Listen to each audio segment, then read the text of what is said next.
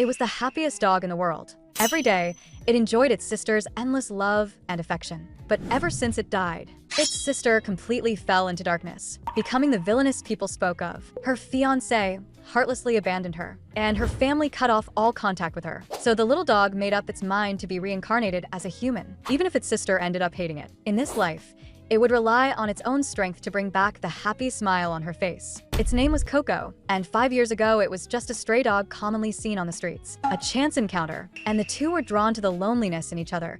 Despite all opposition, her sister adopted it. From that moment on, Coco was tightly wrapped in happiness. Not only did it have endless food to eat every day, it could also mischievously cause trouble to its heart's content. Only when it ate dirty things would it be scolded by her sister. Just like that, Coco spent a long 5 years with her sister. Its lifespan finally came to an end. Even though her sister couldn't understand its words, it still did everything it could to express its love. Afterward, Coco's soul arrived at Dogstar. The other dogs were playing happily, but Coco merely gazed at the human world with a sorrowful expression. It often heard others wantonly slander its sister, and watched helplessly as she became more and more lonely, turning into the villainess in the eyes of the world. But it could do nothing about it. In the past, it would have rushed up and bitten those people, making her sister laugh uncontrollably. Just like that, it lived on Dogstar for a year, until a golden retriever noticed something unusual about Coco and wondered why it never went on walks or played with the other dogs. It was the dog god responsible for managing them. But compared to all that,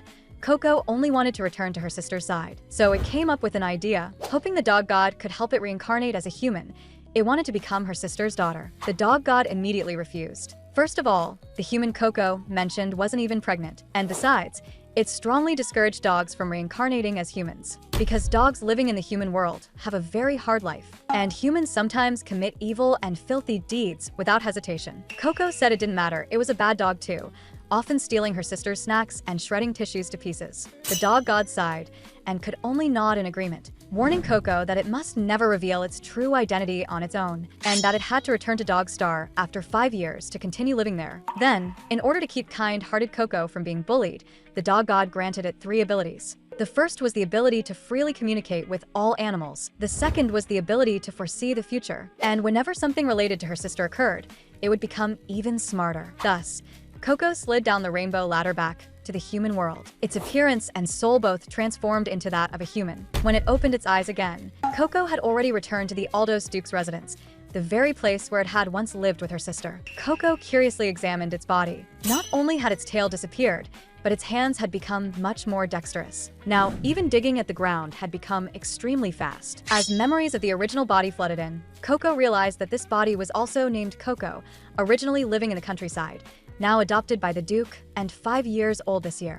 She immediately planned to go see her sister, but since she wasn't used to walking on 2 legs yet, she fell flat on the ground. The noise attracted a maid. She told Coco that it was time to pack up and leave, thinking she was being taken out for a walk. The girl's face lit up with excitement. The maid, however, looked very embarrassed and took out a relinquishment document. But Coco had no idea what that meant. After the maid's tactful explanation, Coco finally realized that she was about to be kicked out of the Duke's residence. It turned out that not long ago, the Aldos Duke's family had received a divine revelation. As long as they adopted a child blessed by God, the family would prosper. So the Duke adopted Coco from the countryside, as holy stigmata would appear on her body. But for some unknown reason, a month ago, the holy mark on Coco's body suddenly disappeared. The girl felt at a loss, her mind filled with only one thought: to find her sister. At that moment, Coco's intelligence-boosting mechanism was triggered, and she asked the Duke to re-examine her holy mark. She thought that with the dog god's help, she should be able to pass smoothly. However, the Duke was away on a campaign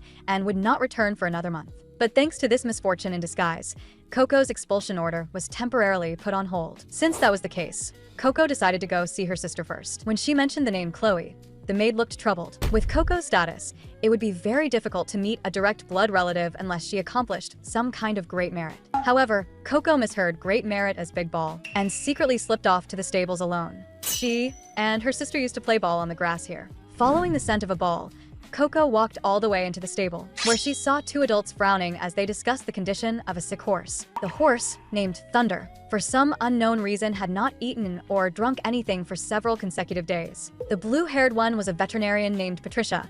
In her previous life, Coco had seen him once before she died. Seeing little hope, Patricia decided to report the situation truthfully to Russ. Russ was Chloe's biological brother, and his feelings for Thunder were as deep as Chloe's feelings for Coco. At that moment, Coco spotted the ball hidden in the corner. Thinking she had accomplished a great merit, she jumped up excitedly. Thunder, standing nearby, helplessly told her that wasn't what accomplishing merit meant. Coco curiously asked, then what did count as accomplishing merit? Hearing human speech, Thunder's eyes widened in shock. Immediately, it tearfully complained to Coco that it had no strange illness at all, but simply had a small thorn stuck in its tongue, causing so much pain that it couldn't eat. After Coco helped pull out the thorn, Thunder immediately perked up and began loudly cursing Patricia as a quack. While soothing Thunder, Coco continued asking how she could accomplish a great merit. Thunder flicked its magnificent mane and proudly said that curing a noble steed like itself was a great merit. Just as Coco grew excited, thinking she could finally see her sister, Patricia, hearing movement in the stable, returned. When he saw a little girl stroking Thunder's mane, he was so shocked that he froze in place and curiously asked who she was and how she had done it. Coco introduced herself and calmly stated that she had cured Thunder. After carefully examining the horse, Patricia discovered that Thunder had indeed returned to peak condition. Remembering that Coco was the commoner child about to be expelled, Patricia's mind turned, and he decided to claim the credit for himself. He then smiled and told Coco that she had indeed saved Thunder, and shamelessly drove her out of the stable. In his heart, he began anticipating what reward Russ would give him. After some time, Russ heard that Thunder had recovered, and immediately abandoned his training to rush over. He asked what illness Thunder had previously suffered from. Patricia only said it was a mild case of indigestion, and that chopping up the fodder had greatly improved the situation. Russ was somewhat skeptical. Thunder, who had been listening nearby, could no longer tolerate it and flared up in anger. Seeing Thunder walking toward him, Russ happily opened his arms. Unexpectedly, Thunder completely ignored its master and trotted straight toward the door. The three of them curiously stuck their heads out, only to witness an unbelievable scene. The usually irritable Thunder was actually taking the initiative to get close to a little girl. Patricia was scared out of his wits and quickly dragged Coco to the front. She introduced herself to Russ and once again emphasized that she had treated Thunder, even taking out the small thorn as evidence. Russ's eyes widened upon seeing it. Some time ago, when he was studying abroad, Thunder had grazed on a grassland, where the flowers all had tiny sharp thorns on them. Ordinary people had never even seen that kind of flower, let alone thought in that direction. Moreover, the timing of Lei Ting's illness happened to perfectly coincide with the days he returned home. Afterward, Patricia re-examined Lei Ting's tongue and indeed found faint scars still lingering on it. In addition to Lei Ting's attitude toward Coco and the closeness displayed between the two, Russ had completely believed what Coco said. Faced with Russ's stern questioning,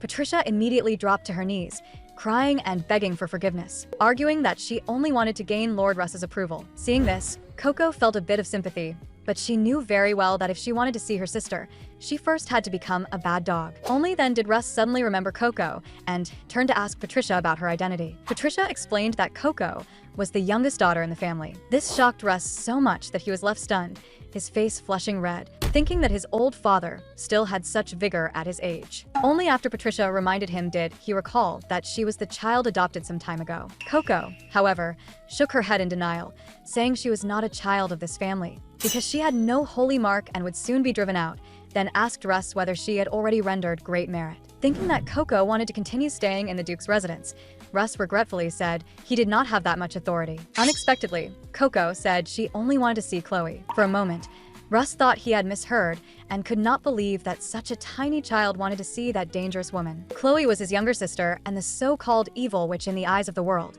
despised for handling all kinds of dirty affairs for the family. Due to long-term use of dark magic, her mana core was already on the verge of collapse. As her brother, Russ had once advised her to stop before it was too late, only to receive a merciless death threat from Chloe in return. Thus, Russ could only persuade Coco to make a different wish. However, Coco's attitude was exceptionally firm. On the way back, although Russ kept complaining about this inexplicable little brat, deep down he faintly hoped that Coco might be able to open the tightly shut door to Chloe's heart. After all, when those two looked at animals, their eyes were exactly the same. Later, Coco successfully obtained a pass to the Sea Nation residence. Returning once again to the place where she had lived with her sister, Coco's face was filled with barely restrained excitement. On the way, she saw a huge tomb standing on a distant hillside. A maid explained that Chloe had built it for her beloved dog and had even hired people to manage it day and night without rest. Learning that her sister had never forgotten her, Coco was so happy she nearly jumped up. The maid, however, said she did not understand because when that dog died,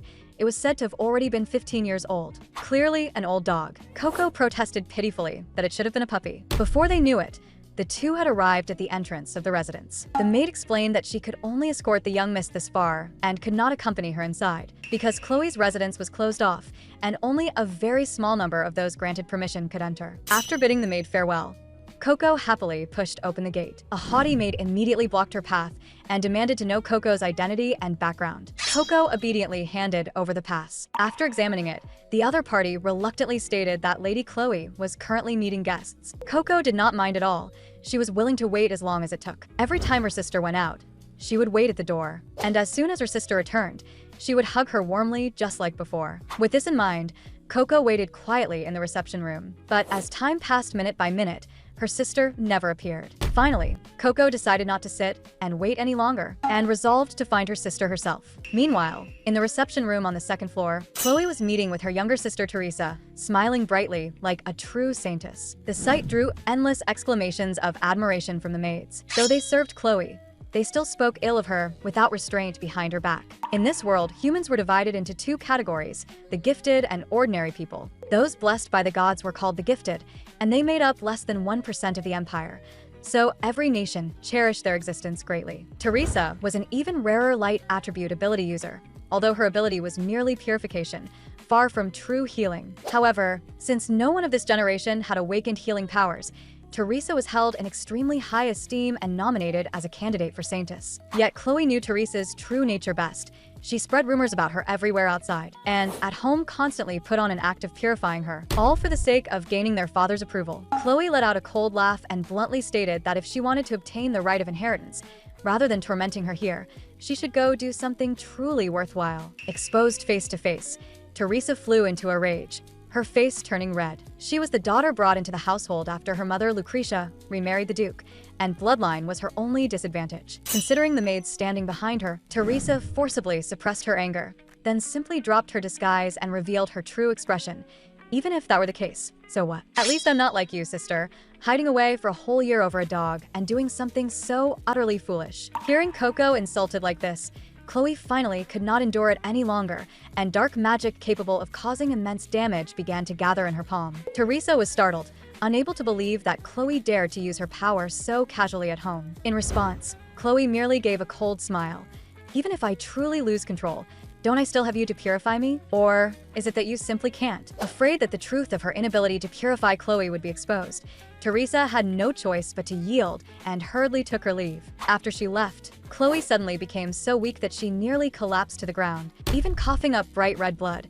She had not expected her body to have deteriorated to this extent. Once, she had constantly yearned to become the heir of the Aldos family, and gaining her father's approval had been the highest honor to her. But on the day her father insulted Coco and even dug up its coffin, she truly defied him for the first time. Her father told her that harboring excessive feelings for a dog was foolish, but to her, Coco was far more than just a dog, a companion who had broadened her horizons, and the first family member who had loved her unconditionally. Sometimes Chloe felt she had already gone mad, still involuntarily seeing Coco's figure even now. Every time she returned to her room, she would subconsciously search for traces Coco had left behind, but in the end, all that remained was futile emptiness. At that moment, she caught a familiar scent. It was a purple little flower. In the past, Coco had always liked to carry this kind of flower back to the bedroom in her mouth. Chloe took the flower in her hand in disbelief, thinking it was another prank by Teresa and grinding her back teeth in anger. Meanwhile, Coco was completely unaware of this and even felt proud of her action, firmly believing that this would surely make her sister notice her. Sure enough, before long, a maid hurried over to ask whether the flower in Chloe's room had been placed there by her. Coco excitedly admitted that she had put it there. The maid was terrified out of her wits. Once Chloe was angered, one could be completely devoured by dark magic. Coco, however, had no idea what she was talking about. Her sister clearly liked this kind of purple flower, and every time she brought one, her sister would reward her with a small sweet potato. The maid had a headache and could only bring this culprit to personally apologize to Chloe. Instead, Coco was overjoyed, finally able to see her sister in person, leaving the maid utterly bewildered. When they reached Chloe's room, Coco froze. The room was almost entirely covered by heavy curtains, pitch black. But she clearly remembered that her sister did not like darkness. When Chloe finished eating and returned to her room, the sudden flood of sunlight almost made her unable to open her eyes. In truth, Chloe liked brightness, but the maids had acted on their own, assuming that dark magic feared sunlight. On the table were lily of the valley flowers and a letter, on which was written in crooked handwriting, "Lily of the valley brings good luck." Suddenly, Chloe heard a familiar snoring sound and turned her head in surprise. The image of Coco in her memory overlapped with the sleeping girl before her. She shook her head, feeling that she was simply overthinking. Chloe stepped forward and gently shook Coco awake. Even those lazy, sleepy eyes were exactly the same as Coco's in the past. The moment their eyes met, her heart inexplicably skipped a beat. Finally seeing her sister, Coco's face was filled with undisguised excitement. Chloe, however, could not help feeling confused, wondering why a child she had never met would look at her with such joyful eyes. She asked the girl's name somewhat awkwardly. Coco obediently introduced herself. Hearing this, Chloe immediately calmed down. It turned out to be the child who had been adopted. In a cold tone, she said, "You placed the flowers at the door, didn't you? Don't you know that barging into a stranger's room is very rude?" Hearing this, Coco instantly felt dejected. Sure enough, her sister had not recognized her, but she quickly pulled herself together again and explained that she had only done so because she wanted to get closer to her sister. She also said she really wanted to see her sister's dark magic, having heard that her sister was an extraordinary dark mage. These were the very words Coco had desperately wanted to say to her sister in her previous life. Because of dark magic, her sister had once suffered much criticism. Her fiancé had made an issue out of her dark magic for no reason, and the servants had also said behind her back that it was dark magic that caused the lady's death. Over time, Chloe herself began to waver and doubt herself. But at that time, Coco simply could not speak. Aside from woof woof woof, she could not say a single word. So this time, no matter what, she had to tell her sister about the true charm of dark magic. Starlight is insignificant in the daytime. It is beautiful only because of the backdrop of night. Without darkness, there would be no such thing as light. Therefore, in Coco's eyes, her sister's dark magic was even more important than light magic. Hearing this, Chloe gathered pitch black magic in her palm, testing whether Coco would be afraid. Unexpectedly, the girl stepped forward directly and, without hesitation, praised her dark magic as being as beautiful as the night sky. At that moment, the girl before her was like real starlight, illuminating the lifeless darkness in her heart, making it impossible for her to ignore. After that, Coco poured out a string of heartfelt compliments, then cautiously asked her sister whether she could come to play with her often in the future. Although she did not refuse outright, Chloe still set two conditions for her. First, she was not to call her sister anymore.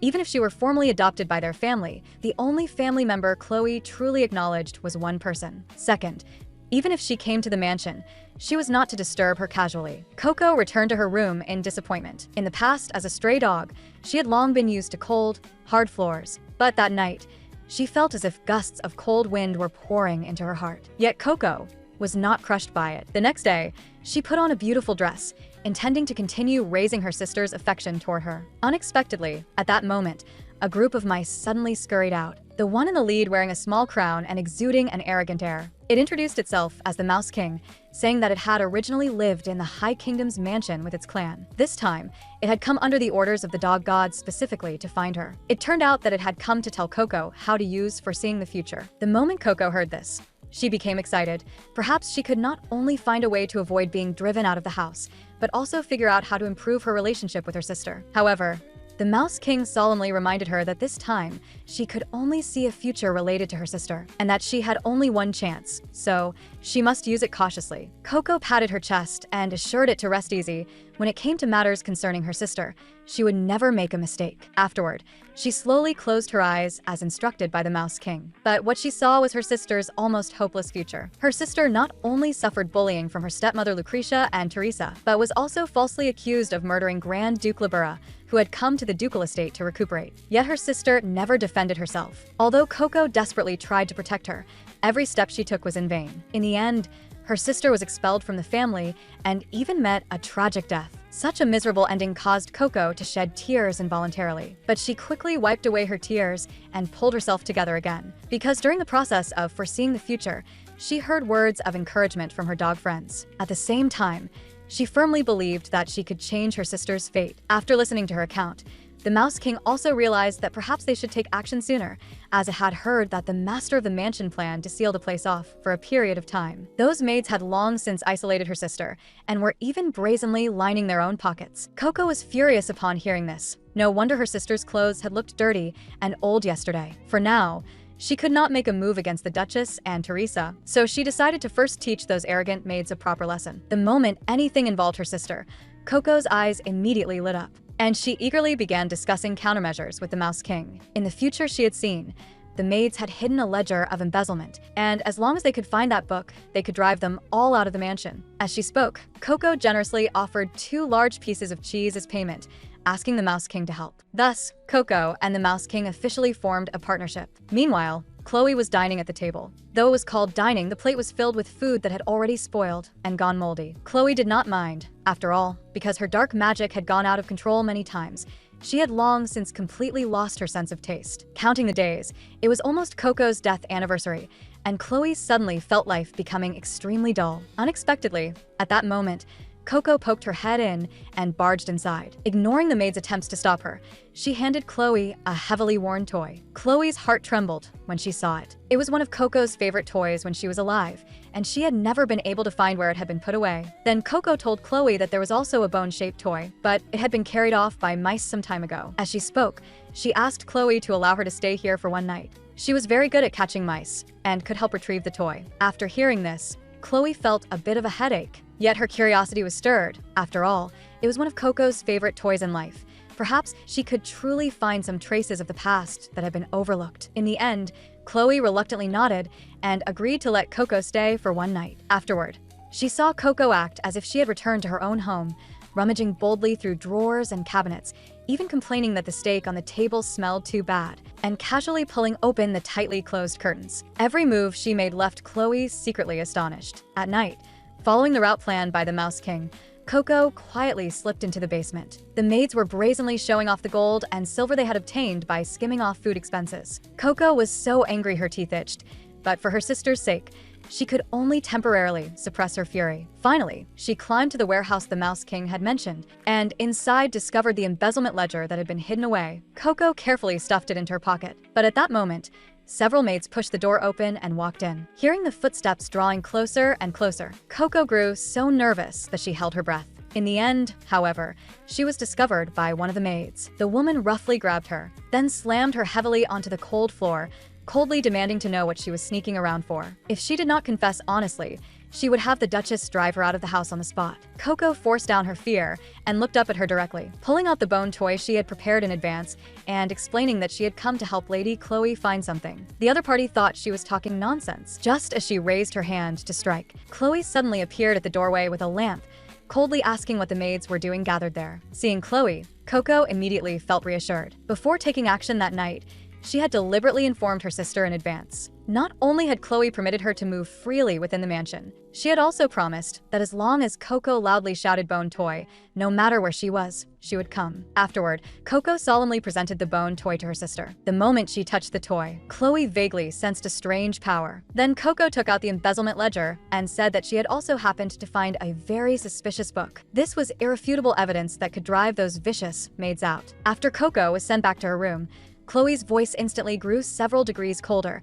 as if pronouncing a death sentence upon the maids. In fact, she had long known about these matters. She had simply been too lazy to deal with them. Hearing this, one of the maids could not help but question why, if that were so, she had suddenly decided to act against them. Recalling the injuries Coco had suffered when she was thrown to the ground, a killing intent gradually surfaced in Chloe's eyes, because your behavior has gone too far. Even though the evidence was conclusive, the maid remained calm in her tone, because she had been ordered by the Duchess to monitor Chloe, and that was precisely the source of her audacity. Immediately afterward, she took the initiative to admit her fault, saying that she would return to the Duchess's side. And she did not forget to remind Chloe that punishing servants was supposed to be the mistress's prerogative. After hearing this, Chloe only let out a cold sneer. As a direct blood relative of the Aldos family, even if she disciplined a few maids, what could anyone possibly do to her? The moment her words fell, dark magic had already condensed in her palm. In just an instant, the maid's sight was completely stripped away, plunging them into boundless darkness. Watching them kneel on the ground in despair,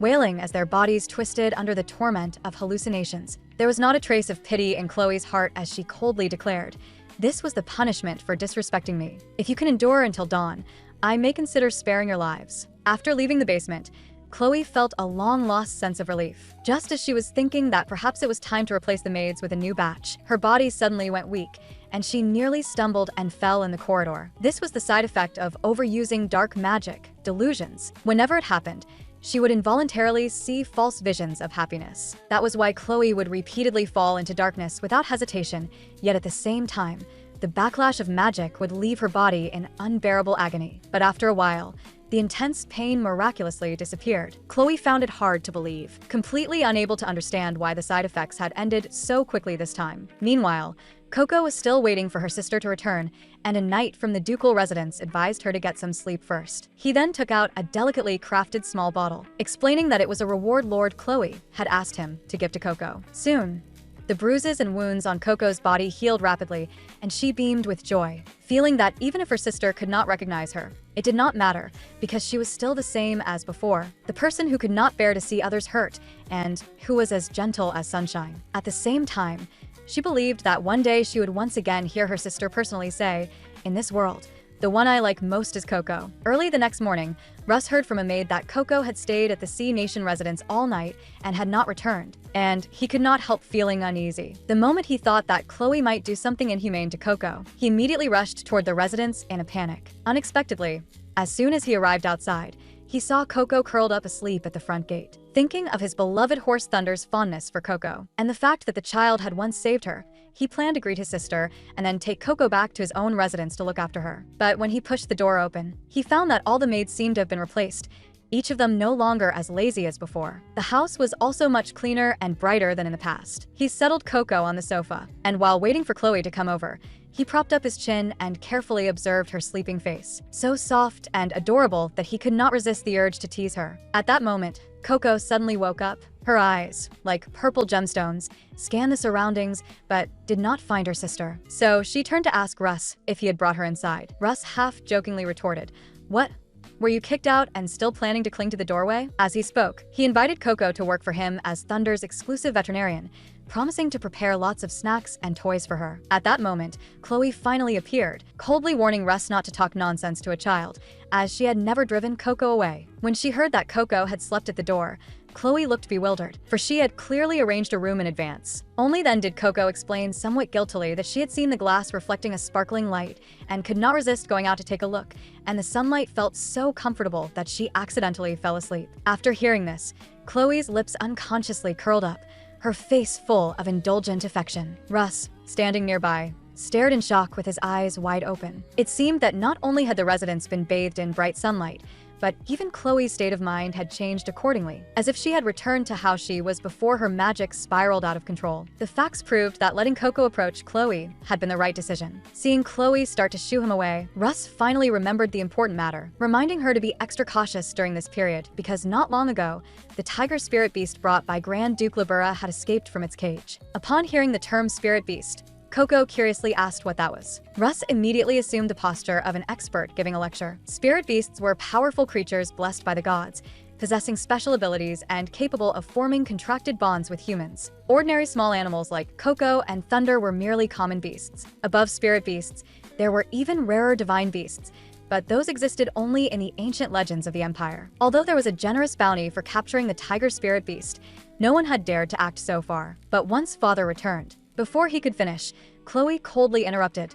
"By that time, your status as an adopted daughter will be revoked directly." Russ was extremely dissatisfied with Chloe's harsh tone, and the two began arguing on the spot. Listening to her sister's cold and cutting words, Coco could not help but feel a little sad. Maintaining even this false familial bond had become so reluctant, and if even this nominal tie were stripped away, she might never be able to approach her sister again. Such an outcome was something Coco would never allow. So she suddenly had an idea and proposed, "What if I capture the tiger spirit beast?" Russ froze for a moment, then burst into laughter. How could a 5-year-old little bean possibly accomplish that? However, their father valued strength above all else. If she truly succeeded, perhaps she could really avoid being cast aside. But just as Coco was rubbing her fists together, brimming with determination, her sister's icy rebuke cut her off on the spot. "Stop indulging in wild fantasies. You are so weak and small. What would you use to catch it? Are you planning to get yourself hurt because of this?" Coco understood that her sister was worried about her, but she still decided to prove that she was a strong dog. So she summoned Thunder and the Rat King and convened a tiger catching strategy meeting. But when she announced that she was going to catch a tiger, both the Rat King and Thunder were so frightened that they froze on the spot. The Rat King immediately wanted to back out, And no matter how Coco tried to encourage it, she could not persuade it. This was an instinctive issue. Although it was indeed a majestic rat king in front of a tiger, it would not even be enough to fill the gaps between its teeth. Thunder also said that his size was too conspicuous, making it difficult to approach, and politely declined the mission. With each of her animal friends refusing to participate, Coco scratched her head in distress, not knowing what to do. Suddenly, an idea flashed through her mind. She asked the Rat King to tell her which places it instinctively absolutely dared not approach.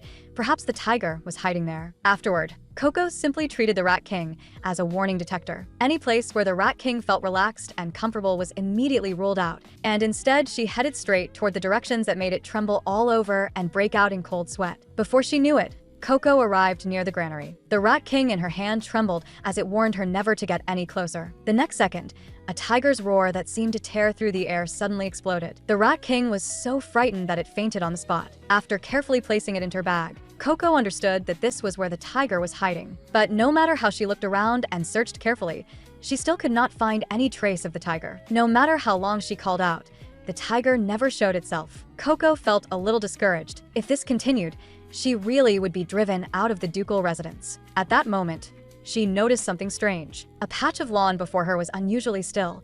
Despite the howling wind, that area of grass did not move at all, as if it were being pressed down by something heavy. Recalling that spirit beasts all possessed various special abilities, Coco carefully stepped forward and softly asked whether the tiger was hiding there. There was a slight twitch in the grass. The other party had clearly been startled, and its muscles instantly tensed. Having its prized invisibility ability seen through made it instinctively more alert. But seeing that the little girl before did not look like a hunter and bore no ill intent, it guessed that she might also be a person with special abilities. So the tiger used its paw to write a line of text on the ground, asking Coco how she could see it. This kind of writing was not the same as the one humans used, but Coco understood it effortlessly and generously introduced herself, saying that she could communicate with animals. Coco asked in confusion why it was hiding from her and sincerely invited the tiger to go back together. But the tiger shook its head and refused, believing that no one would like it. It turned out that it had once lived in a land of extreme cold, specializing in hunting terrifying monsters. But as time went on,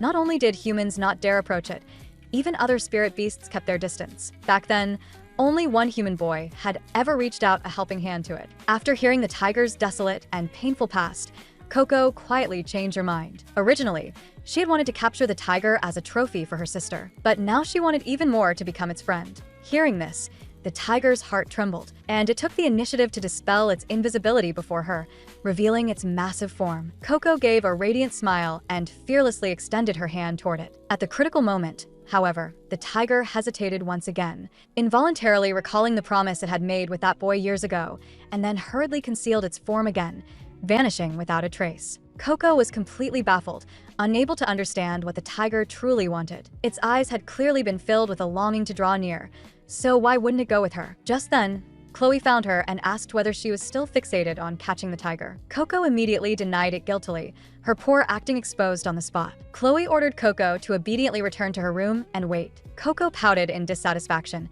saying she only wanted to help her sister. Suddenly, she guessed the reason for the tiger's refusal, that it must also have someone it wanted to protect until the very end. So she immediately said goodbye to her sister. Seeing her looking like she was about to cause trouble, Chloe froze on the spot. At this moment, Coco, panting heavily, returned to the previous place. "I know you have someone you absolutely must see. Come with me. I promise I'll reunite you." Before coming, when she had foreseen the future, she had seen reports about this tiger. It had been kept in captivity by Grand Duke Libera of the North, abused like a plaything. In the end, it was discarded in the wilderness due to extreme weakness. Coco did not want the tiger to meet such a tragic fate and tightly embraced its thick fur. She understood all too well the bitterness and pain of being alone. After all, Coco herself had once gone through it alone. At this moment, the tiger was completely moved by Coco's words.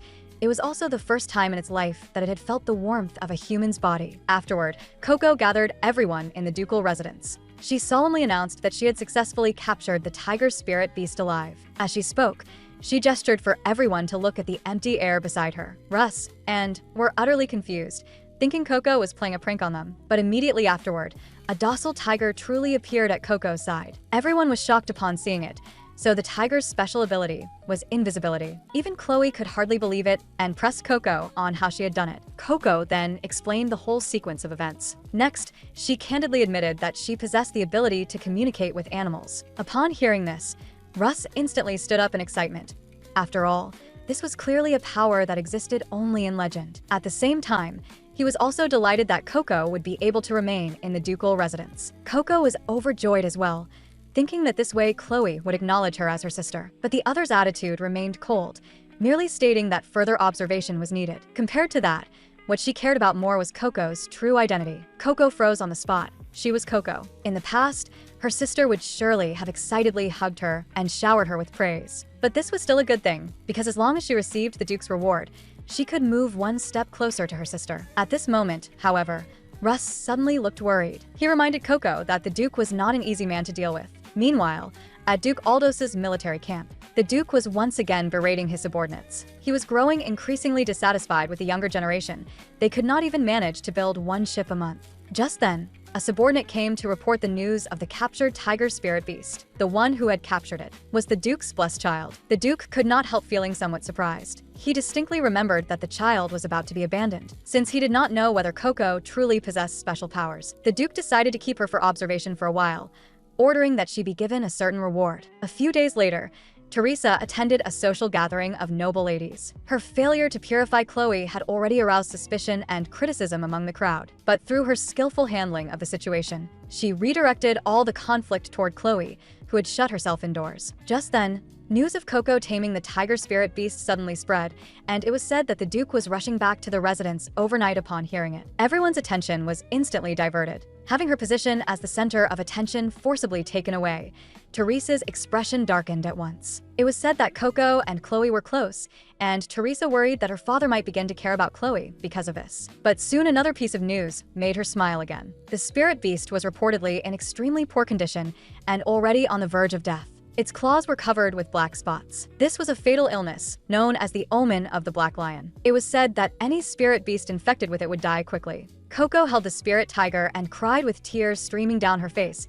She had not yet helped it find the person it wanted to see. Then the spirit tiger told Coco of a folk remedy. If it consumed the thorns from the root of a blue rose, it might be cured. The next day, Coco searched everywhere in the courtyard for a blue rose. But even after turning over every flower bed, she could not find one. Coco wondered whether she should sneak out of the residence. Just then, she noticed her sister. She thought that perhaps she might know some clues about the blue rose. Hearing Coco call her, Chloe turned her head and replied coldly, "Didn't I tell you not to come into the courtyard?" Coco hurriedly apologized, explaining that she was searching for a blue rose to help the spirit tiger. Chloe was slightly taken aback upon hearing this. She then told Coco not to waste her effort. The language of the blue rose meant impossible, and there was no such thing as a true blue rose in this world. Realizing that she could not save the spirit tiger, Coco felt a wave of despair surge in her heart. Seeing her so dejected, Chloe still reached out and patted her head. She told Coco that it was not time to give up yet. If it was merely the thorn of a blue rose, she might have some idea.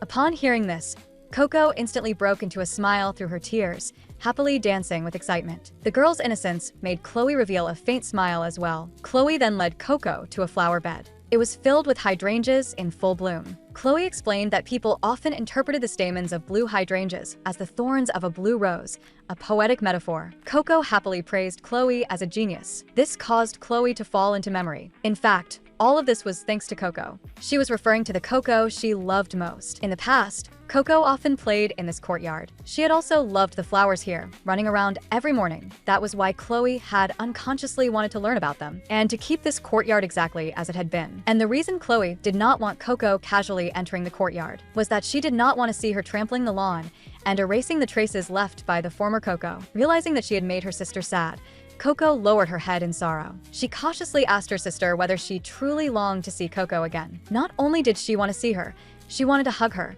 to feel once more the warmth of Coco's body. Hearing this, Coco's face grew melancholy, and she could not speak. She had never imagined that her absence would make her sister so heartbroken. Chloe then picked a blue hydrangea. After handing it to Coco, she ordered her to leave first. Watching her sister's departing figure, Coco secretly vowed to work harder so that her sister would recognize her and no longer feel lonely. Meanwhile, Teresa also wanted to get a share of the credit for the matter of healing the spirit tiger. She sent her confidant Ray to investigate the spirit tiger's condition. Possessing the special ability to read animals' emotions, Ray arrogantly ordered to take her to the spirit tiger's room. Unexpectedly, just as they reached the door, Coco walked out from inside. Immediately, a strong stench hit them head-on. Seeing the spirit tiger lying lifeless on the ground, Rei immediately ordered her men to seize Coco. The current situation was exactly what Teresa had hoped for. It was the perfect chance to spread rumors that Chloe had murdered the spirit tiger and take her down in the process. Rei then placed all the blame for killing the spirit tiger onto Coco and mercilessly threw the girl into prison. Russ and Chloe were shocked when they heard the news. The next day, Russ stormed into the prison in a rage. The guard stopped him and told him to calm down. But by then Russ was already blinded by fury, magic gathering in his palm. He would break in even if it meant defying family law. After violently clearing the obstacles, Russ successfully found Coco's cell. The sight of the girl squatting in the corner facing the wall filled Russ with extreme anger. He couldn't believe those people would even lay hands on a 5-year-old child. He then heard Coco's silver bell-like voice. She was chatting with the insects on the ground. Yet Russ still thought she was only putting on a brave front, unwilling to let him worry. Russ was so moved that tears fell on the spot, and he promised he would get Coco out immediately. But Coco said it wasn't necessary because the spirit tiger would revive before long. Her sister had said that a reversal is more impressive when you're pushed to the brink, so she would stay in prison and continue pretending to be pitiful. Russ had absolutely no idea what was going on. At that moment, a cool voice rang out.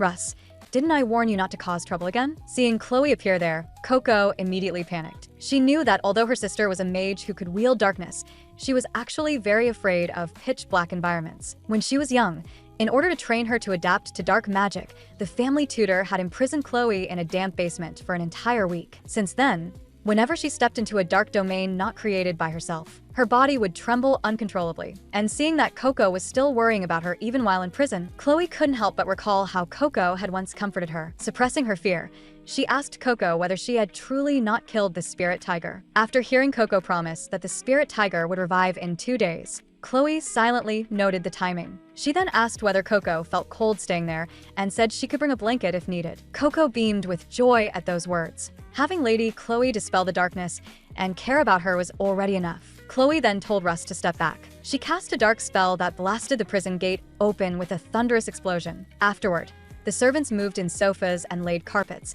practically renovating the dungeon. Having done all that, Chloe left with composure. She had already guessed that this incident was a scheme meticulously set up by Teresa against her and Coco. Without Teresa stirring things up behind the scenes, those rumors could never have spread so quickly. Meanwhile, the Duke's carriage returned to the estate. Chloe, after a long absence, greeted him at the entrance. She wanted to become that child's strength, so she proposed speaking with her father alone. Once in the study, Chloe got straight to the point, saying it concerned Coco. The Duke frowned impatiently, saying the matter of a criminal would be handled by designated interrogators. Chloe met his eyes and assured him that the child was not the murderer of the spirit tiger. She only hoped he would postpone the trial for 2 days. The Duke couldn't help but feel surprised. In the past, this child had always been timid before him. Now she actually had the courage to confront him directly. So he agreed to Chloe's request. He said that in 2 days, he would personally preside over the trial. Thus, after living quite comfortably in prison for 2 days, Coco's judgment finally began. When the Duke announced for the suspect to step forward, Coco made a dazzling entrance wearing a fluffy coat. She didn't look at all like someone who had just come out of prison. The Duke couldn't help but feel a headache at the sight. After all, this was supposedly a murder case. Yet the suspect looked nothing more than a 5-year-old girl. Coco impatiently stated that the spirit tiger wasn't dead at all. No sooner had she spoken than Rei immediately refuted her, saying her ability had clearly sensed the spirit tiger's death. Because the moment that child stepped out of the room, the emotions from the spirit tiger suddenly disappeared completely. And she also had evidence that Chloe assisted in killing the spirit tiger. Teresa promptly fanned the flames from the side. Coco was furious to the extreme. She explained that the spirit tiger had only fallen asleep to heal its injuries. This was what it had personally told her. To verify whether Coco truly possessed the ability to communicate with animals, the Duke condensed a blade of magical energy at his fingertips and thrust it toward Coco. This was his detection ability. If one were an ability user, radiant light would envelop the body. Otherwise, the light would dissipate. However, after the examination, there was no visible reaction on Coco's body.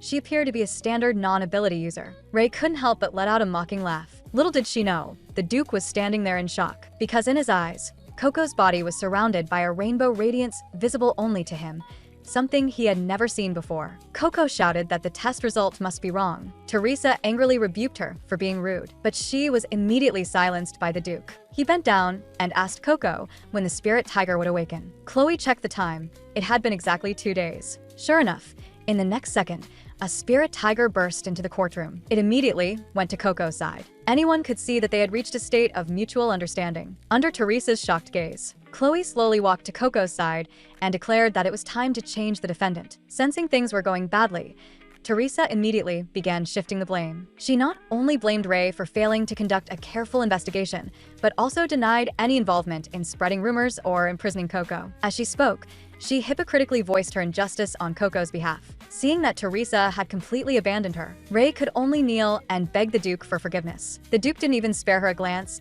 and walked straight to Coco. He apologized to her, saying he had wronged her and promised to reward her for saving the spirit tiger. Anything within his power could be granted. Coco immediately jumped up in joy. Then she glanced at her sister beside her. She wished for the Duke, Chloe, and herself to spend time together every day. Coco wanted to help her sister completely overcome the pain of the past. Of course, if Russ wanted to join, she didn't mind at all, because her sister had once told her that their father had later killed the family tutor with his own hands for her sake. But that wasn't what Chloe truly wanted. She had only longed for her father to hug her once more. Yet for her, as the heir, that was considered an absolutely unacceptable childish act. Coco knew that even today, her sister still respected the Duke. That was why she wanted to give them a push and help repair their relationship. As she went on, Coco rattled off 99 wishes, leaving the Duke stunned like a statue. But since he had already made a promise, he had no choice but to agree to them one by one. After that, Teresa returned to the estate with a gloomy expression. In front of others, she still did her utmost to maintain the image of a pure and gentle saint. But the darkness and killing intent in her eyes could not be concealed. Despite Teresa's tearful pleas, she still received punishment from the Duke. In truth, the Duke had long noticed how Teresa and Lucretia had been ostracizing Chloe. He warned Teresa not to let it happen again and forbade her from interfering in family affairs. But Teresa showed no remorse whatsoever. She instead blamed everything on Coco. Ever since that child stepped into the estate, everything had slipped out of her control. The spies she had planted beside Chloe had been uprooted. Her confidence had also been cut off from dealings with the Duke's household. Teresa gnashed her teeth in fury. She resolved to seize the inheritance of the Aldos family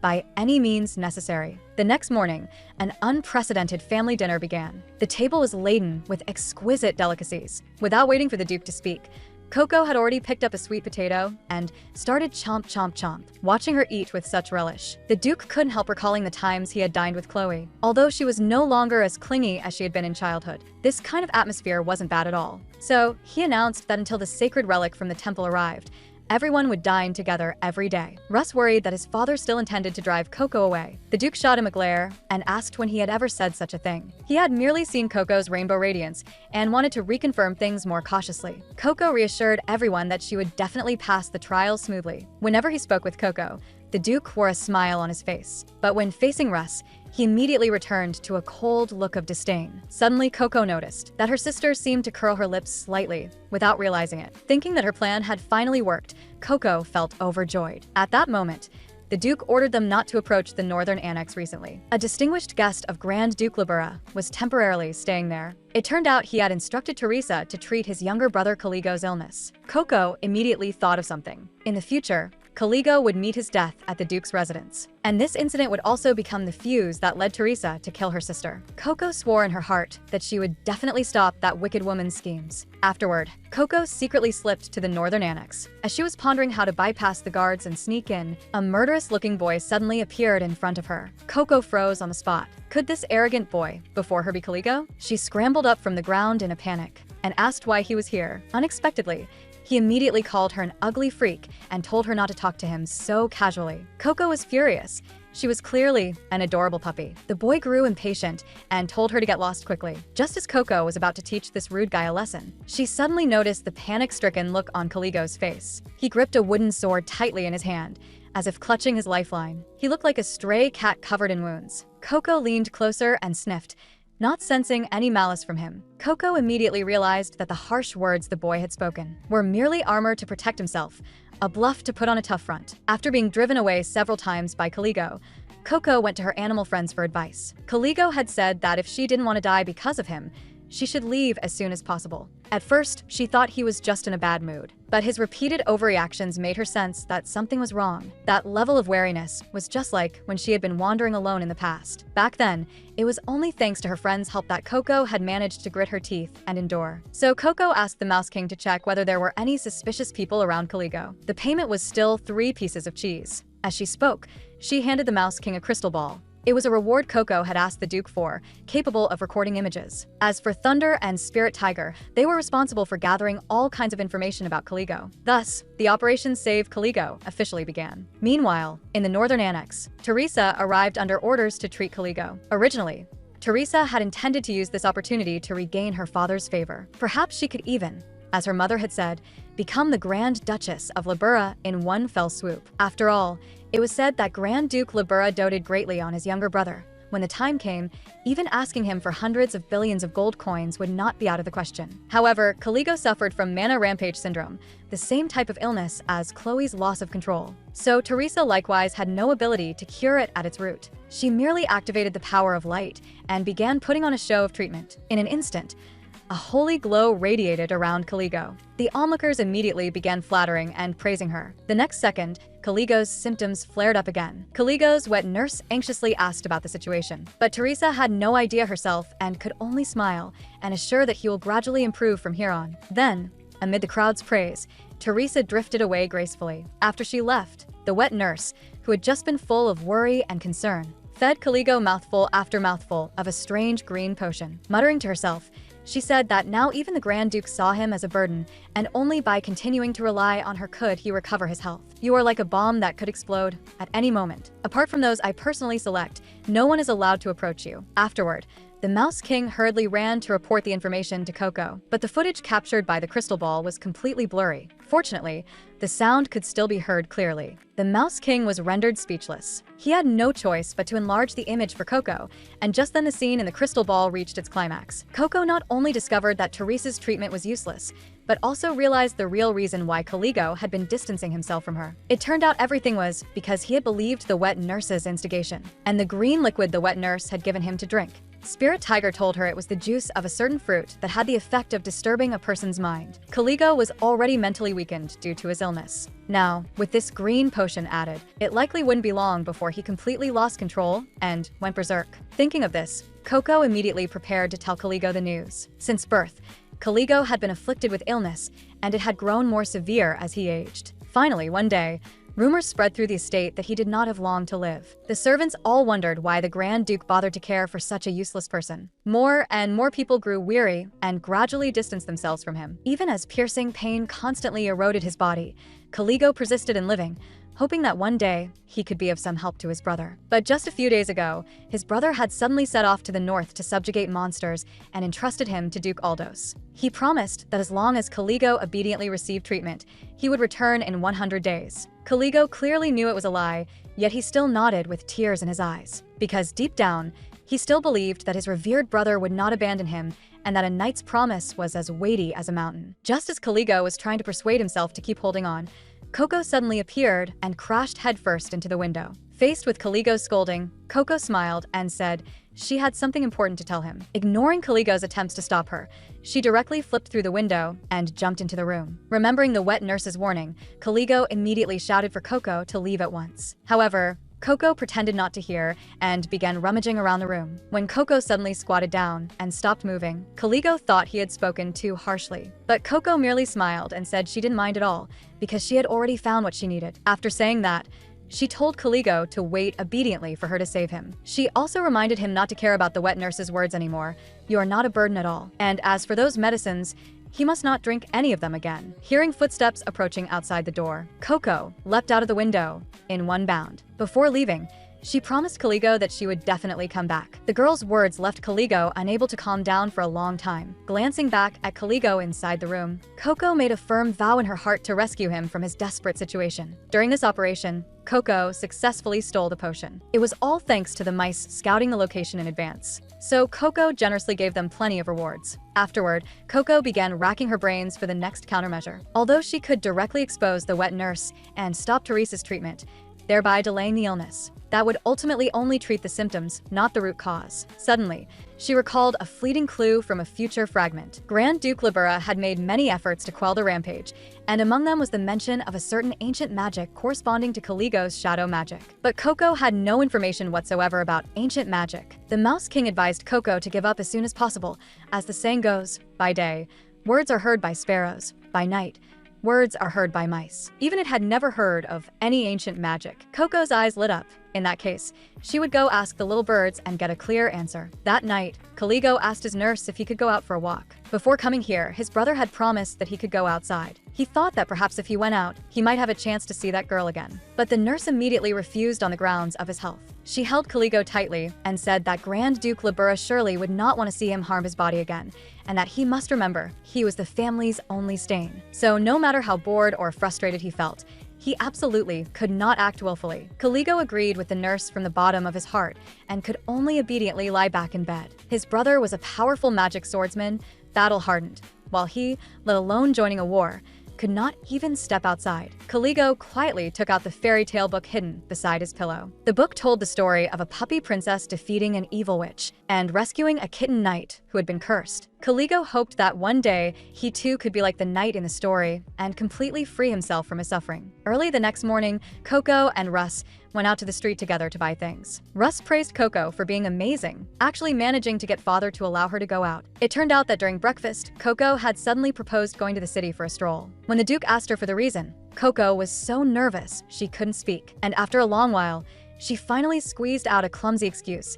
She wanted to buy gifts for the Duke and Lady Chloe. Seeing Coco's pitiful expression, the Duke naturally could not resist and had no choice but to nod in agreement. Chloe, standing nearby, immediately saw through Coco's lie, but she did not expose her, only solemnly reminding Coco not to do anything dangerous. After all, Coco was just a little girl who did not understand the ways of the world. The Duke immediately ordered Russ to accompany her, responsible for escort and vigilance. He also gave her ample funds to choose gifts. Russ was only halfway through his sentence when Coco suddenly dashed off in another direction. As a result, Russ grabbed her up in one swift motion. Seeing that Coco wanted to go to that bird cafe, Russ decided to simply go there to pass the time. On the surface, it was just an ordinary cafe, but in fact, it was a hidden intelligence station. Perhaps they could gather information about ancient magic there. Russ put Coco down on the ground and turned to order from the waiter. However, in just that brief moment, when she turned back, Coco had disappeared. Taking advantage of the gap, Coco secretly slipped upstairs. The moment Coco went upstairs,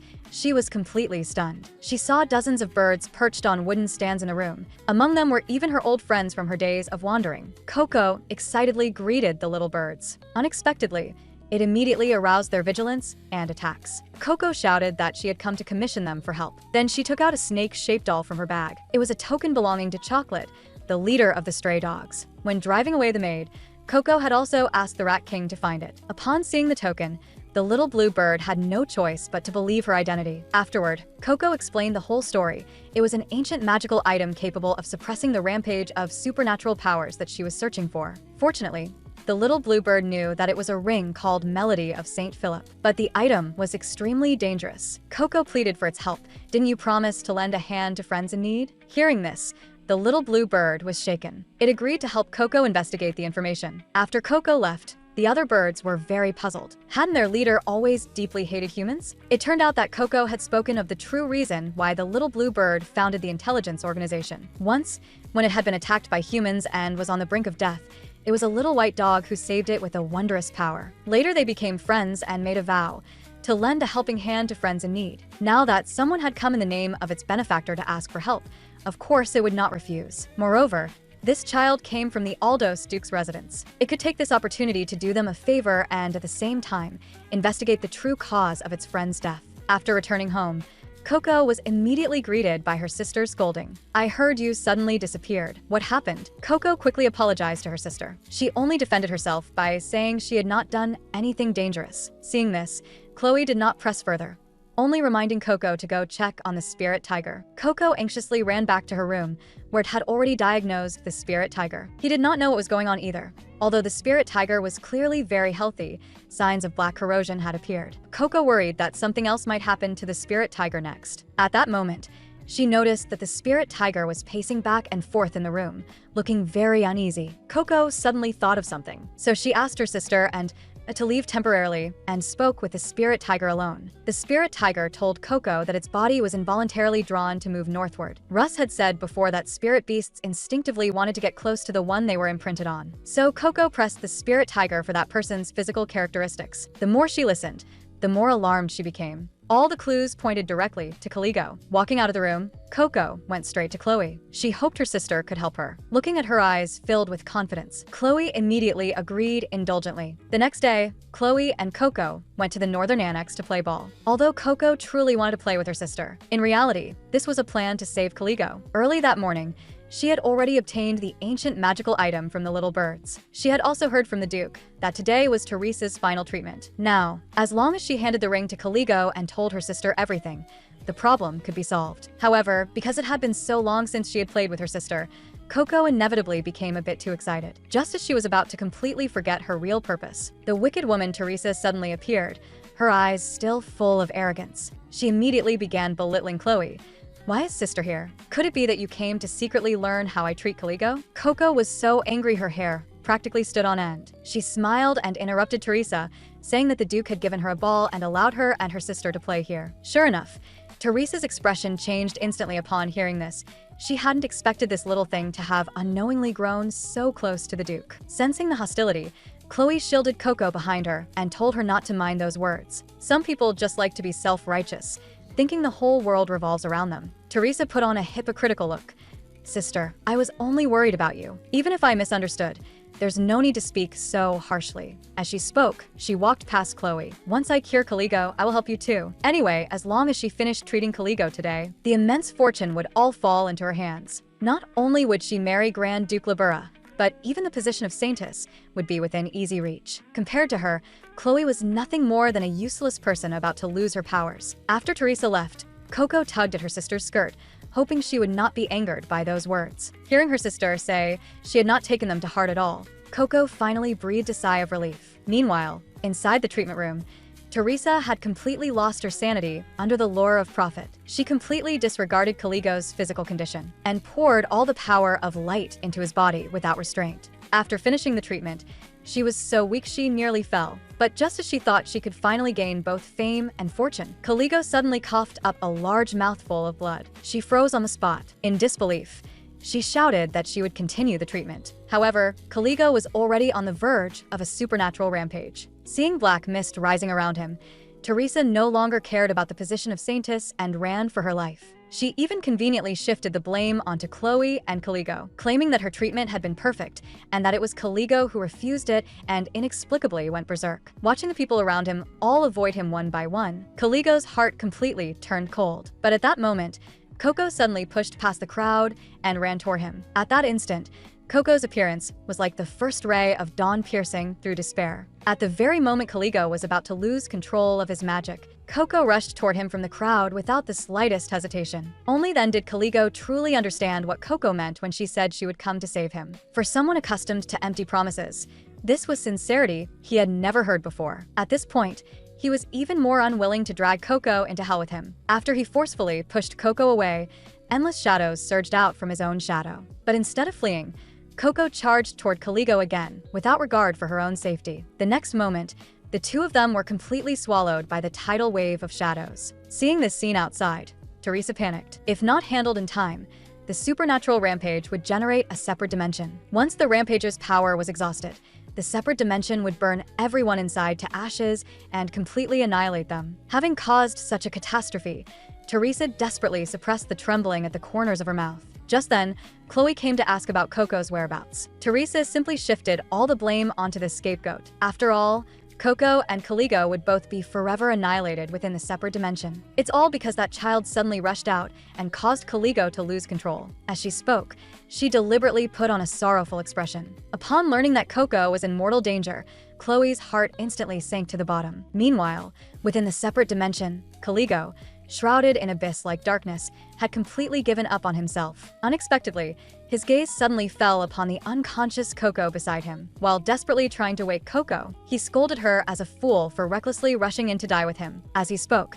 he prepared to use his remaining strength to send Coco out of this place. But Coco refused, since she had made a promise.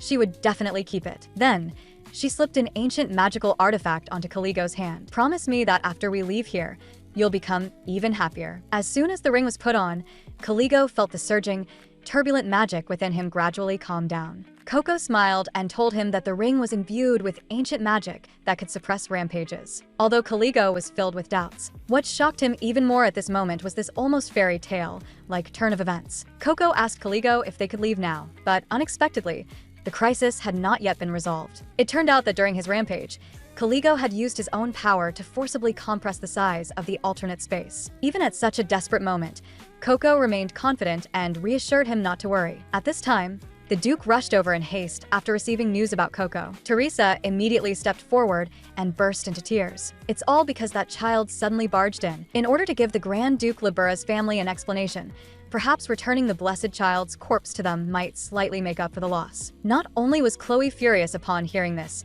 even the Duke, for once, revealed killing intent in front of his family. "Mind your words, Teresa." He then ignored her completely, immediately ordered a rescue operation to begin, and requested support from the Mage Tower. Just then, Chloe stepped forward and proposed that she delay things until the reinforcements arrived. The Duke instinctively wanted to stop her, as Chloe's powers had yet to fully recover from her previous loss of control. If she rashly used her ability, she might also be in mortal danger. But Chloe was resolute. Just as she was about to unleash dark magic, cracks suddenly began to appear in the alternate space. Immediately afterward, everyone saw Coco and Caligo walk out safely from the shattered alternate space. Chloe was utterly shocked, because she had never heard of anyone surviving inside an alternate space during a power rampage. As it turned out, Coco had rushed into the alternate space together with the spirit tiger in its invisible state. When Caligo saw the spirit tiger, he was so astonished that he was momentarily speechless. He hadn't expected it to honor a promise made after just one meeting and return to his side. Coco smiled and explained that in fact,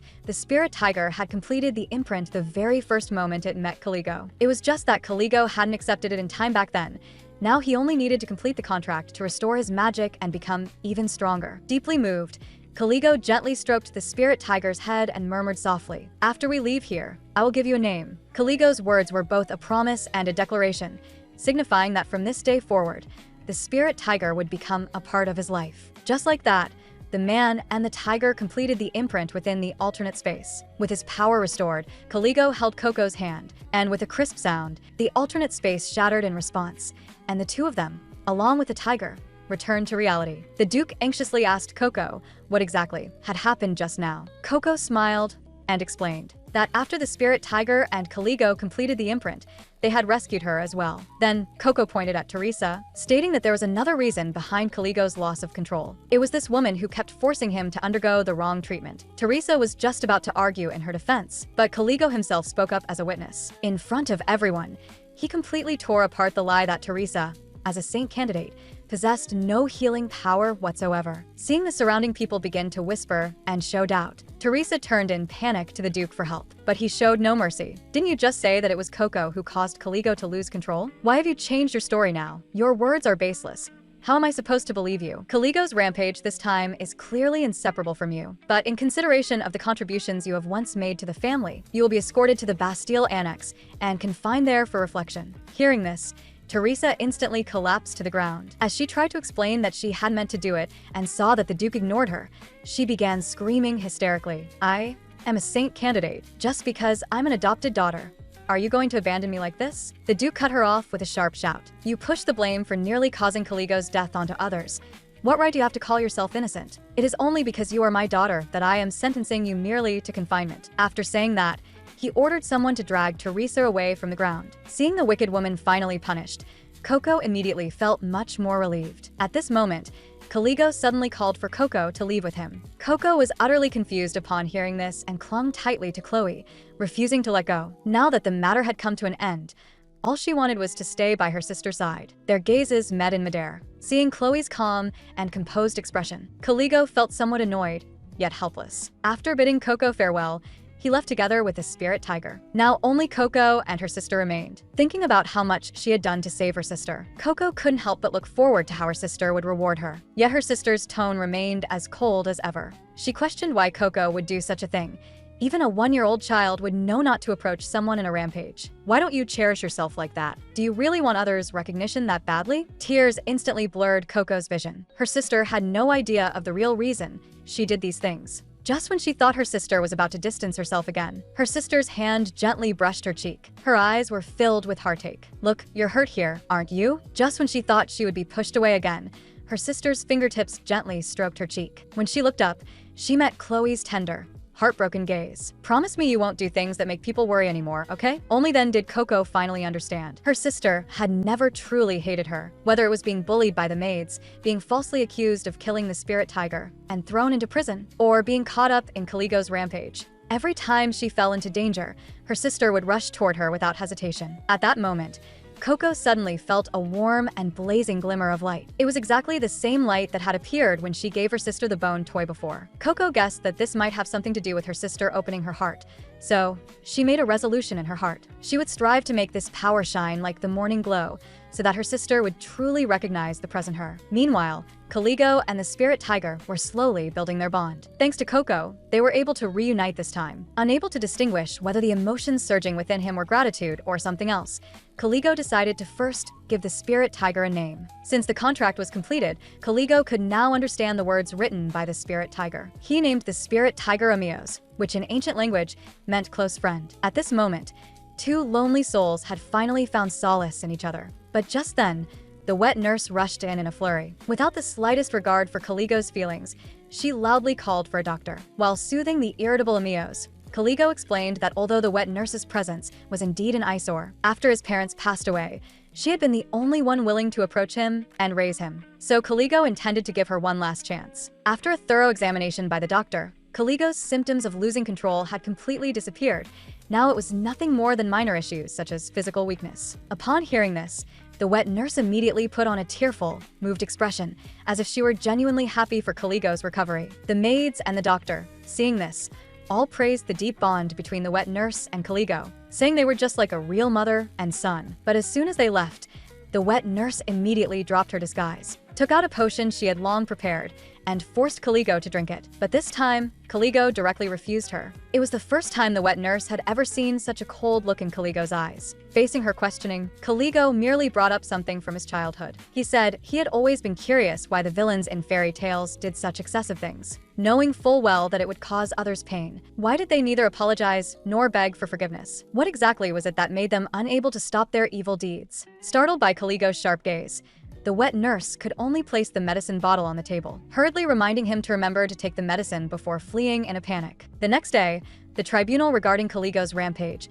was officially convened. Based on the testimonies of those involved, there was no doubt that the culprit was Teresa. Afterward, she would be personally interrogated by Grand Duke Libera. As the Duke was about to announce the verdict, Caligo suddenly hesitated over whether to report the wet nurse as well. At that moment, a small hand gently rested on his shoulder. Turning his head, he saw Coco's encouraging gaze. He finally made up his mind, and loudly declared that there was still another villain who had yet to be punished. Hearing this, the Duke immediately demanded to know what he meant. When the wet nurse heard Caligo utter the words wet nurse, her expression changed instantly. He took out a bottle of green potion, claiming that the wet nurse had long fed him this kind of mind-bewitching drug, and requested that the Duke imprison her first before his brother, Grand Duke Libera, arrived. The wet nurse was startled at first, then quickly reacted and put on a wronged expression, claiming she had no idea where the green potion came from. Coco seized the opportunity to interrupt her sophistry, and directly produced a recording crystal ball as evidence. Within the crystal ball, scenes of the wet nurse verbally threatening and confining Caligo were playing clearly. To be honest, Caligo himself had not thought much about it at the time. After all,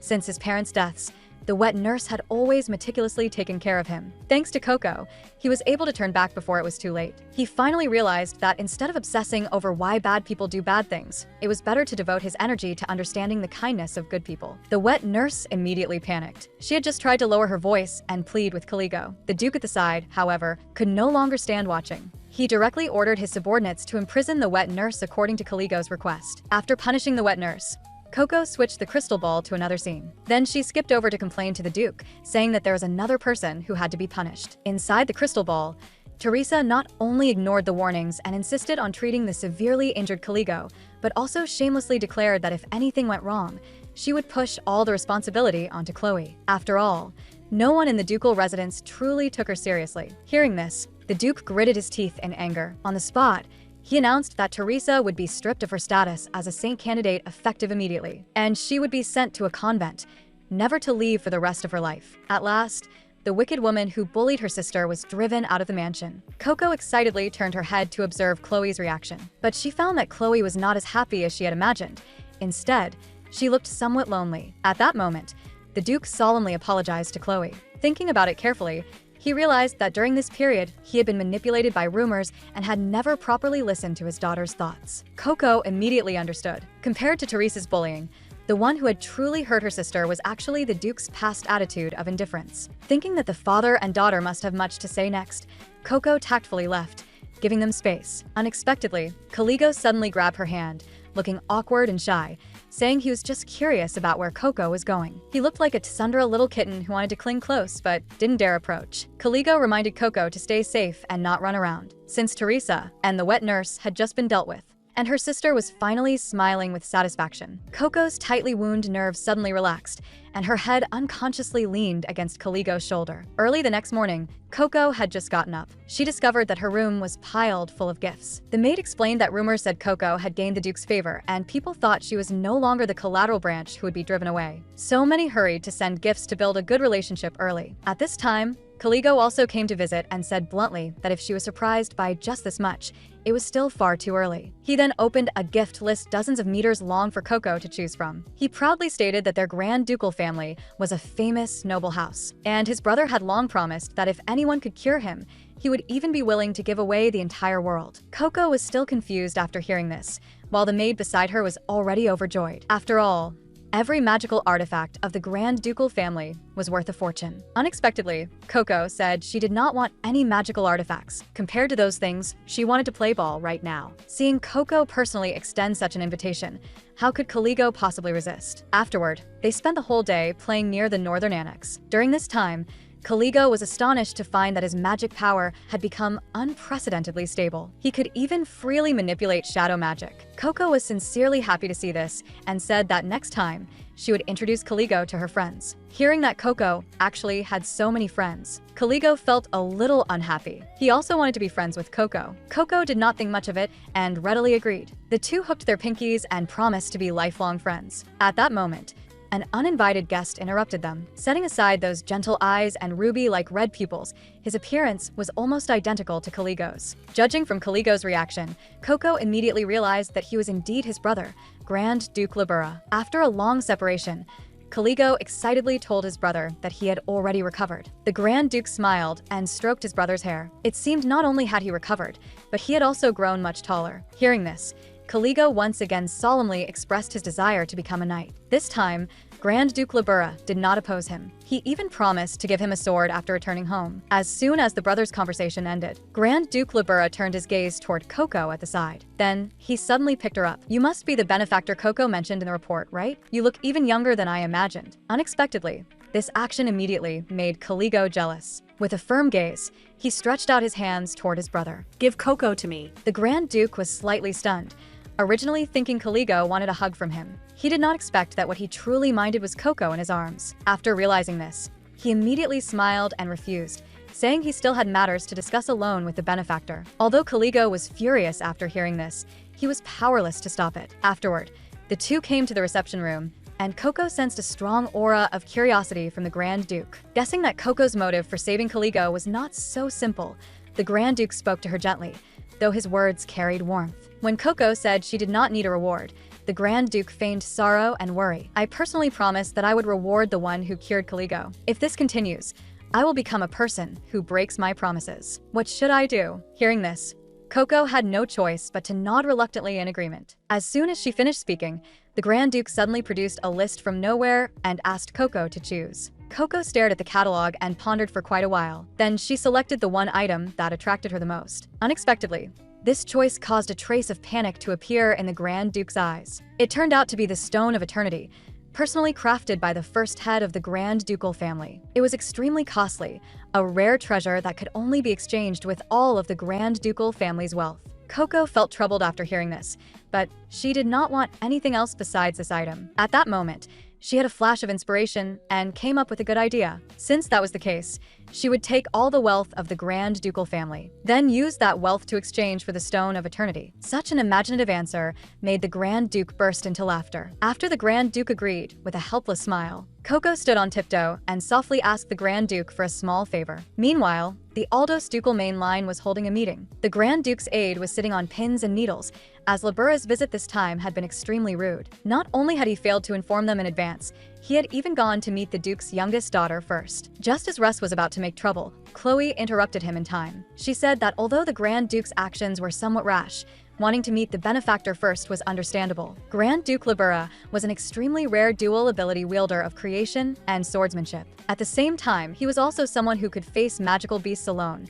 a terrifying existence known to the world as the Gentle Slaughterer. Chloe thought of how the Grand Duke was very affectionate toward his younger brother. She judged that he probably would not do anything excessive to the benefactor. At this time, Russ was still continuously complaining to the Grand Duke's aide. Just then, Libera suddenly appeared carrying Coco and loudly announced that his conversation with Coco had been very pleasant. He then directly kissed Coco on the cheek. This act immediately made Russ slam the table in anger. Libera paid him no attention at all and simply called his aide to leave. Before leaving, he gave Chloe and Coco a meaningful glance. When the aide learned that the Stone of Eternity was to be given away, he tried every means to dissuade him. But Libera had already made up his mind.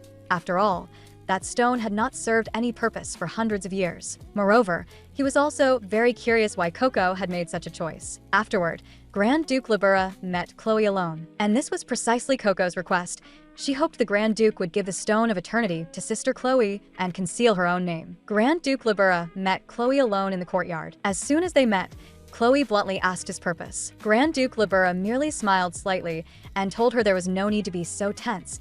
Someone had anonymously entrusted him to deliver something. As he spoke, he took out a gemstone shimmering with faint light. You must have heard its name. This was the gemstone personally crafted by the first Grand Duke Libera for his beloved. As long as life force was infused into it, one could know whether their beloved was by their side. Chloe had never been interested in such romantic items, but Grand Duke Libera insisted that she must accept it. He was merely delivering it on someone's behalf. Moreover, he himself also wished to build a good relationship with that mysterious client. Meanwhile, Coco was arranging flowers in her sister's room. Suddenly, Chloe's voice sounded from behind, startling Coco. "It was you who instructed Grand Duke Libera to give this to me, wasn't it?" Coco's eyes widened in shock. She had no idea how her sister had discovered her secret plan. When asked why she had done such a thing, Coco excitedly pulled her sister along and told her to try the stone's effect first. Although the dog god had warned her not to reveal her identity proactively, using other tools to create a hint did not violate the agreement. Perhaps this way her sister would recognize her directly. Chloe quietly gazed at the stone in her hand. The one she loved was long gone from this world. Coco suddenly looked somewhat dejected. She herself was clearly standing right before her sister. And even if Chloe wanted to infuse life force at this moment, she lacked the strength to do so. Life force was a power closer to the origin than magic power. Although her magic had stabilized considerably, she still did not have the spare strength to mobilize life energy. Chloe spoke lightly of it, but Coco felt her chest tighten, because she used to see her sister's heroic figure controlling darkness every day. Seeing Coco upset, Chloe asked her to try and see whether she had a beloved person by her side. Coco silently pictured her sister in her heart. Then she gently placed her hand on the Stone of Eternity. In an instant, the stone burst forth with brilliant blue light. Chloe was startled by the sudden sight, thinking the stone had malfunctioned. Coco, however, tightly grasped her hand. The person she loved most had been standing by her side from the very beginning. Chloe suddenly felt a wave of sorrow. She could feel that the light contained Coco's love, so overwhelming it was almost overflowing. But she was not worthy of it. She had not even done anything particularly special for Coco. At this moment, Coco handed the stone back to Chloe. She hoped that after her sister recovered, she would use the stone to find her own beloved. Chloe could not help but smile and agreed to try again after resolving the issue of her magic going out of control. In her heart, an inexplicable trace of hope quietly arose. Afterward, Chloe asked what other rewards Coco had received, but Coco couldn't explain clearly for a moment, so she had to take out a sheepskin scroll several meters long, densely covered with the Grand Duke's rewards. Meanwhile, inside the temple, Lucretia learned that the Duke had sent his daughter to the convent. Teresa was now living in a room full of maggots, eating black bread as hard as bricks. So she entrusted a priest to seek help from her mother. After hearing this, Lucretia immediately decided to return to the Duke's residence. Teresa was a saint candidate she had carefully cultivated through her connections, and absolutely nothing could go wrong. She then tossed a bag of gold coins to the priest. After accepting it, he fawningly offered Lucretia a plan. He told Lucretia not to worry. That adopted daughter was not a holy child at all. He had personally tested her with the Holy Grail at the time. No stigmata had appeared, nor had any supernatural abilities awakened. And once the stigmata disappear, they will not manifest again upon re-examination. Even if the other party truly had once been a holy child, there would be no exception. Hearing this, Lucretia was finally completely reassured. She planned to eliminate that eyesore in the Duke's residence in one fell swoop a few days later. The Duke specifically invited a priest to hold a divine communion ceremony for Coco. Unbeknownst to him, the priest was the very one who had accepted Lucretia's bribe. The ceremony required a sacred artifact called the Holy Silver Cup. It was said to be a goblet once personally used by the deity.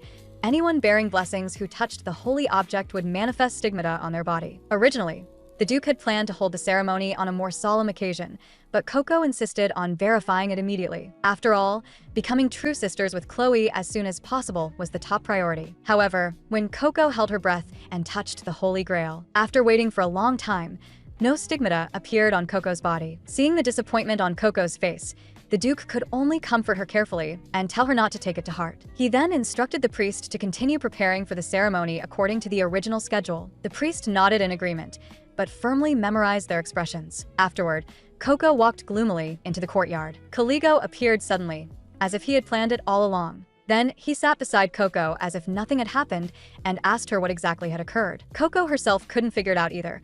She had clearly received quite a few blessings from the dog god. If this continued, what would she do if she were truly abandoned? It was Caligo's single remark that rekindled Coco's hope. Maybe Coco's ability is different from others. His brother had once said that divine blessings and supernatural abilities were essentially interconnected. The more blessings one received, the stronger the ability would be, so why not simply try developing her ability on her own? After thinking it over carefully, Coco felt it made sense. So many things had happened during this time, yet she herself had no real power to show, whether it was talking to animals or foreseeing the future. In essence, they were all extra powers granted by the dog god to reunite her with her sister. Recalling the mysterious flashes that had appeared many times while she was with her sister, Coco suddenly realized that might very well be her own ability. At that moment, Caligo advised Coco that it didn't matter even if she hadn't received a blessing. When the time came, she could simply go north with him. There, they wouldn't have to deal with those people who only cared about whether she was a holy child. They could play ball together every day, and she wouldn't want to stay with those who rejected her anyway. Although Caligo's confession was deeply moving. Unfortunately, in the very next second, Chloe happened to pass by. Instantly, Coco's attention shifted entirely to her sister,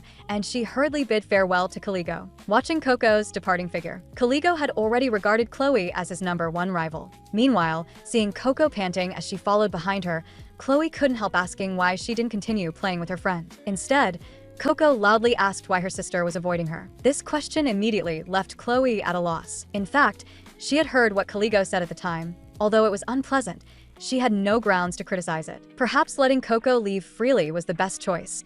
If she continued staying here, she might only encounter deeper harm. But when Chloe seriously asked Coco what she wanted, Coco answered without hesitation that she wanted to be with her sister every day. As she spoke, she was even a little angry, since she had already gone through so much hardship just to meet her sister. Seeing that Chloe was still hesitant, Coco simply flopped onto the ground and imitated a puppy acting cute. But Chloe completely failed to understand. No matter how Coco rolled around or exposed her belly, it had no effect. She felt puzzled. In the past, doing this had always naturally brought her closer to her sister. Fortunately, Chloe finally realized her true feelings. She also did not wish for Coco to simply fly far away. She immediately pulled Coco up from the ground and gently patted the dust off her clothes. Coco then voiced her wish.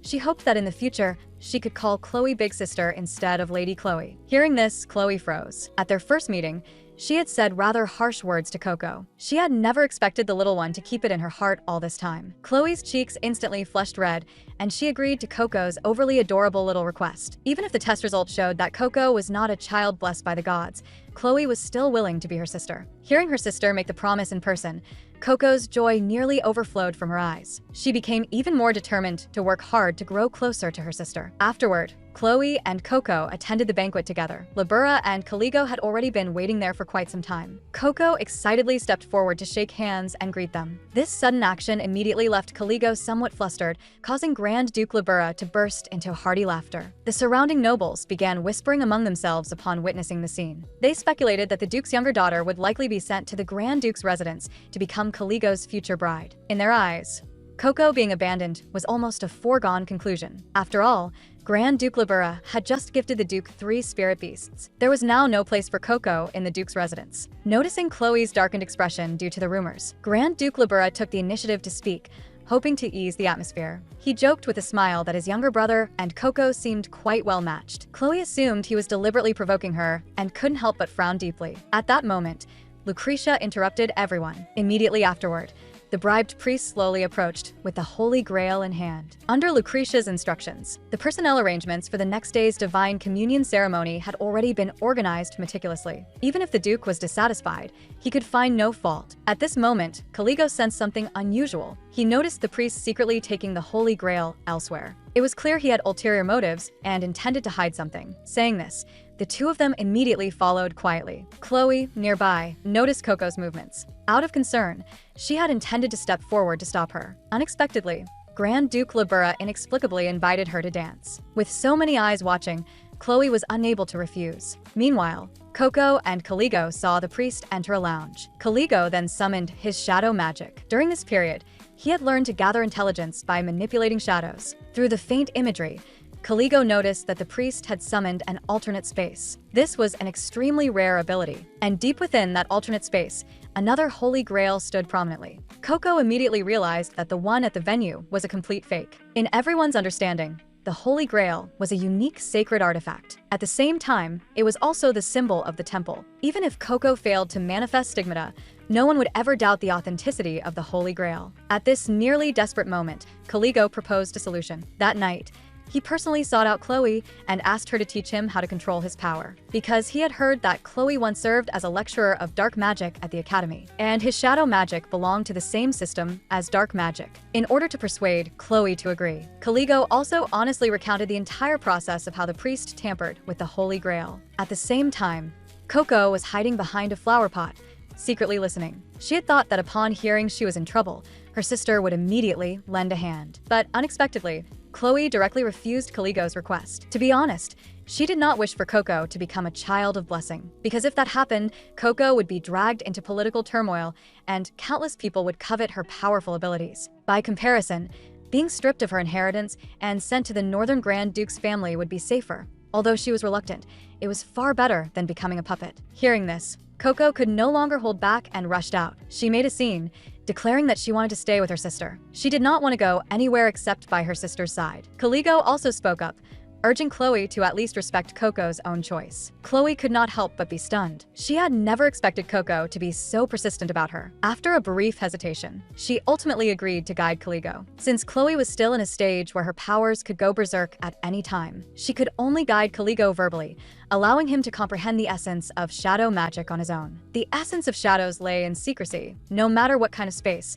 there would inevitably be gaps. Thus, after repeated attempts, Caligo finally mastered the ability to infiltrate alternate spaces. The next day, the Divine Communion ceremony officially began. Lucretia had been waiting early on to see Coco make a fool of herself. Before the ceremony began, she even hypocritically reminded the priest to be fair and just. The priest respectfully agreed outwardly, but inwardly rejoiced.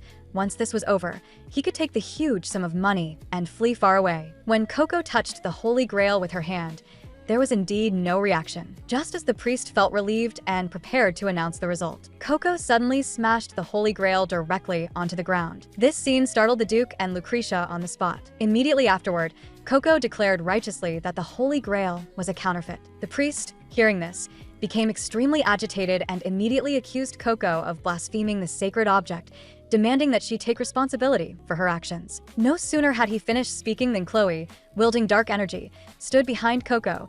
She wanted to see exactly how he intended to make Coco take responsibility. At this moment, Lucretia put on the airs of the Duchess and sternly ordered Chloe to return to her place, but was refused on the spot. Chloe pointed out that the ceremony had been deliberately designed from the beginning and could not truly verify the child of blessing. Caligo stepped forward at the right time, stating that he had personally witnessed the priest hiding the real Holy Grail. Seeing that not only did they know about his alternate space ability, but also the detailed process of his crime, the priest immediately panicked, cold sweat sliding down his forehead. At this moment, the Duke sternly ordered the priest to summon the alternate space at once to prove his innocence. He awkwardly explained that his ability could not be displayed casually in front of others. Coco confidently stated that there was no need for such trouble. As soon as she finished speaking, Caligo and Chloe simultaneously unleashed their magic, striking toward the priest. Then Chloe clenched her 5 fingers. The alternate space was forcibly torn open in midair, revealing the real Holy Grail. Chloe lifted the Holy Grail and questioned the priest on what else he had to say. With the evidence irrefutable,